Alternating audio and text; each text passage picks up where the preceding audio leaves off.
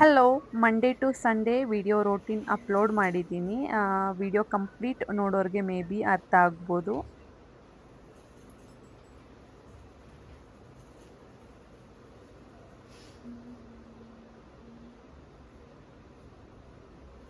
ಈ ಒಂದು vlog daily routine ಅಂದರೆ ಫುಡ್ ರೋಟೀನ್ ಮತ್ತು ಒಂದು ದಿನ ಹೇಗಿರುತ್ತೆ ಅದೆಲ್ಲವೂ ಕೂಡ ಶೂಟ್ ಮಾಡ್ಕೊಂಡಿದ್ದೀನಿ. ಹಾಗೆ ನನ್ನ ಹೇರ್ ಕೇರ್ ಸೀರೀಸ್ನು ಕೂಡ ಕಂಪ್ಲೀಟ್ ಶೂಟ್ ಮಾಡಿಕೊಂಡು ಒಂದು ವಾರದ್ದು ಎಷ್ಟು ಫುಟೇಜ್ ಸಿಗುತ್ತೋ ಅಷ್ಟನ್ನು ಶೂಟ್ ಮಾಡಿಕೊಂಡು ಈ ವಿಡಿಯೋದಲ್ಲಿ ಹಾಕಿದ್ದೀನಿ. ಮೇ ಬಿ ಈ ವಿಡಿಯೋ ಅಷ್ಟಾಗಿ ನೀಟಾಗಿ ಶೂಟ್ ಮಾಡೋಕ್ಕಾಗಲಿಲ್ಲ ಮತ್ತು ಎಡಿಟ್ ಮಾಡೋದಕ್ಕೂ ಸ್ವಲ್ಪ ಕಷ್ಟ ಆಯಿತು. ಎಲ್ಲವೂ ಕೂಡ ಮರ್ಜ್ ಆಗಿರುತ್ತಲ್ಲ, ಹಾಗಾಗಿ ನೆಕ್ಸ್ಟು ಚೆನ್ನಾಗಿ ವಿಡಿಯೋ ಮಾಡೋದಕ್ಕೆ ಟ್ರೈ ಮಾಡ್ತೀನಿ. ಇನ್ನೂ ಕ್ರಿಯೇಟಿವ್ ಆಗಿ ವಿಡಿಯೋ ಮಾಡೋದಕ್ಕೆ ಟ್ರೈ ಮಾಡ್ತೀನಿ ಅಂತ ಹೇಳ್ತೀನಿ.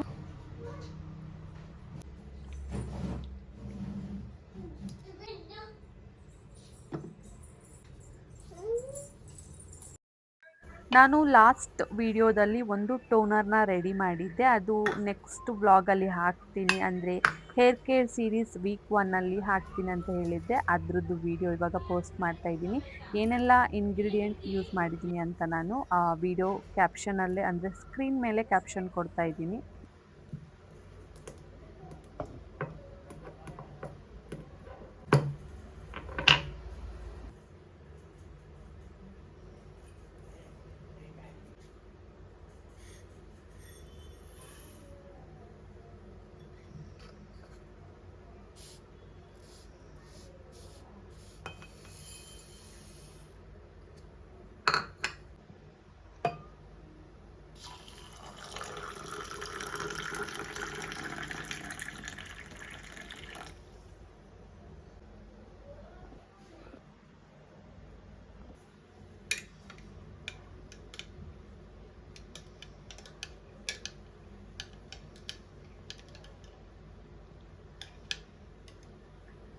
ಓಕೆ, ಇದು ರೆಡಿಯಾಗಿದೆ. ಇದನ್ನು ಒಂದು ಸ್ಪ್ರೇ ಬಾಟಲಲ್ಲಿ ಹಾಕಿ ಇಟ್ಟರೆ ನಾವು 15 ದಿನ ಅಂದರೆ ವಾರದಲ್ಲಿ 2 ಸಲ ಅಥವಾ 3 ಸಲ ಯೂಸ್ ಮಾಡೋ ರೀತಿಯಲ್ಲಿ ನಾವು 2 ವಾರ ಯೂಸ್ ಮಾಡ್ಬೋದು. ನಾನು ಈ ವಾರ ಮತ್ತು ನೆಕ್ಸ್ಟ್ ವಾರ ಇದನ್ನೇ ಯೂಸ್ ಮಾಡ್ತೀನಿ.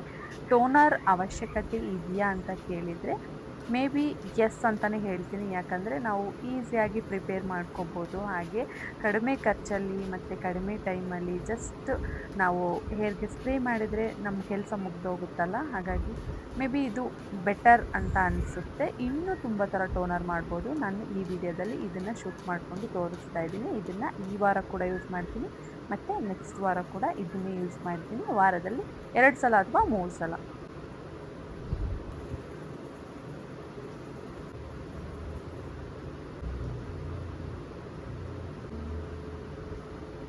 ಸೊ ಮಂಡೇ ಇವತ್ತಿಂದು ರೋಟೀನ್ ಇಷ್ಟ ಆಗಿತ್ತು. ಏನು ಅಂತ ಅಂದರೆ ಆಲ್ರೆಡಿ ನಾನು ಆಯಿಲ್ ಮಾಡಿದ್ದೆ, ಆಯಿಲಿಂಗ್ ಆಗಿತ್ತು ನನ್ನ ಹೇರಿಗೆ. ಅದ್ರ ಮೇಲೆ ಸ್ವಲ್ಪ ಟೋನರ್ನ ಅಪ್ಲೈ ಮಾಡಿಕೊಂಡೆ ಮತ್ತು ಫುಡ್ ರೋಟೀನ್ ಕೂಡ ಎಷ್ಟಾಗುತ್ತೋ ಅಷ್ಟು ಶೂಟ್ ಮಾಡಿಕೊಂಡು ವಿಡಿಯೋದಲ್ಲಿ ಕ್ಯಾಪ್ಚರ್ ಮಾಡ್ಕೊಂಡಿದ್ದೀನಿ. ಇದಿಷ್ಟು ಮಂಡೇ. Next Tuesday.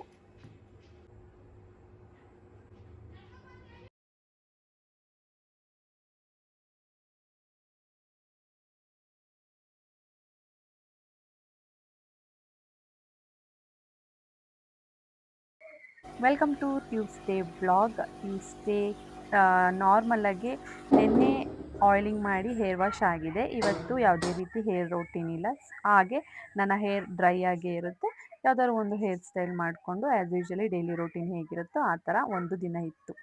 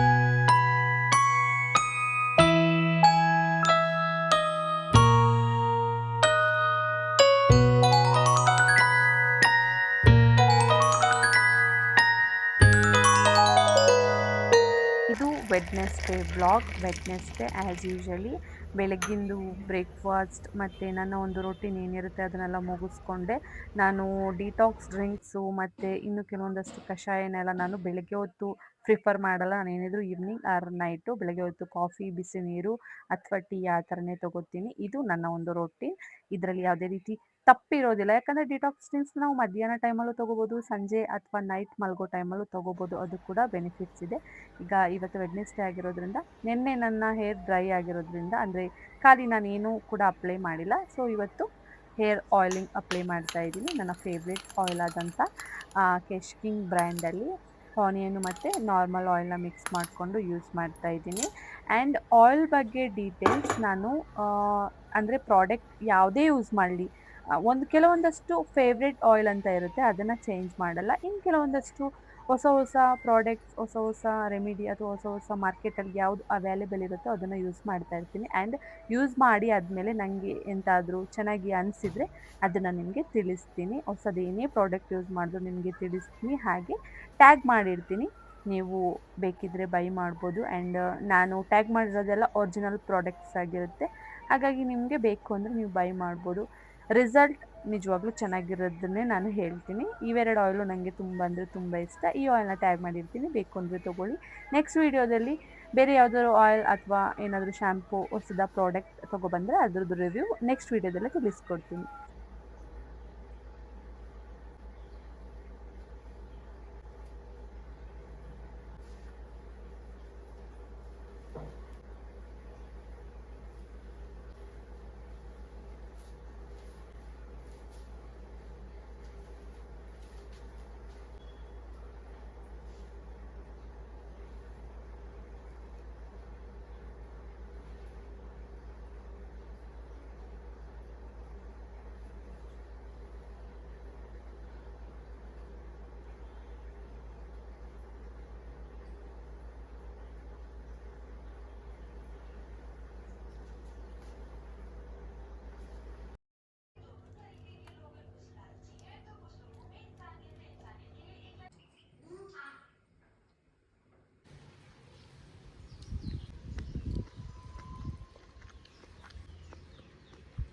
ಬಿಡ್ಸೋಕ್ಕೆ ಆಗಲ್ಲ ಹಿಂಗೆ.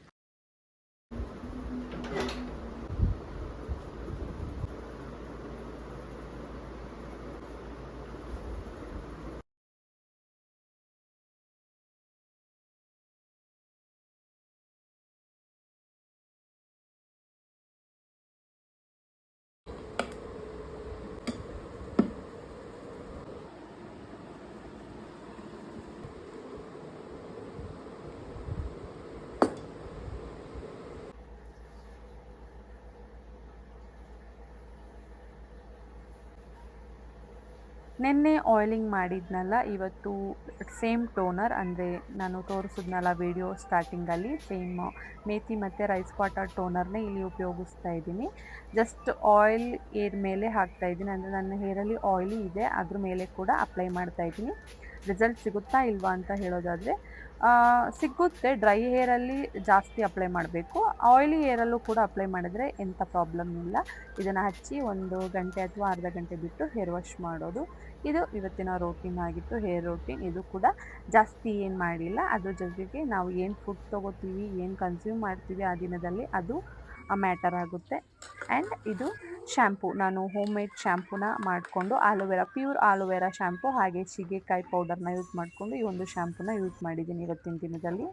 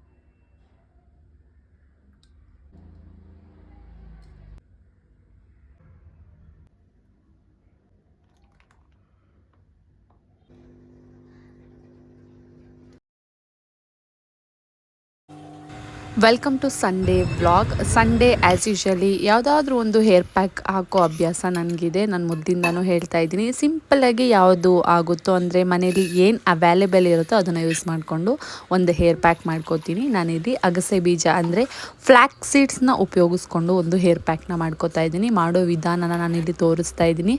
ನೋಡ್ತಾ ಇದ್ದರೆ ನಿಮಗೆ ಗೊತ್ತಾಗ್ಬೋದು.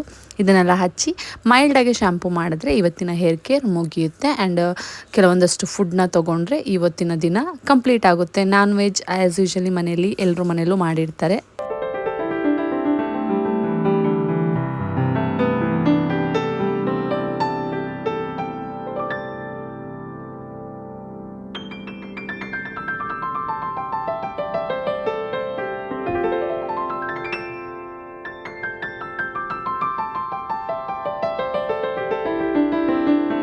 ಇದಿಷ್ಟು ಇವತ್ತಿನ ವ್ಲಾಗ್ ಆಗಿತ್ತು. ನಾನು ವಾಯ್ಸ್ ಓವರ್ ಕೊಡೋದಕ್ಕಿಂತ ಸ್ಕ್ರೀನ್ ಮೇಲೆ ನಾನು ಕೆಲವೊಂದಷ್ಟು ಕ್ಯಾಪ್ಷನ್ನ ಹಾಕಿದ್ದೀನಿ. ಮೇ ಬಿ ಎಲ್ರಿಗೂ ಅರ್ಥ ಆಗುತ್ತೆ. ಬೇರೆ ಲ್ಯಾಂಗ್ವೇಜಸ್ ಎಲ್ಲ ನೋಡ್ತಾ ಇರ್ತಾರಲ್ಲ, ಹಾಗಾಗಿ ಕ್ಯಾಪ್ಷನ್ ಕೊಟ್ಟು ಈ ವಿಡಿಯೋನ ಇಲ್ಲಿಗೆ ಎಂಡ್ ಮಾಡ್ತಾ ಇದ್ದೀನಿ.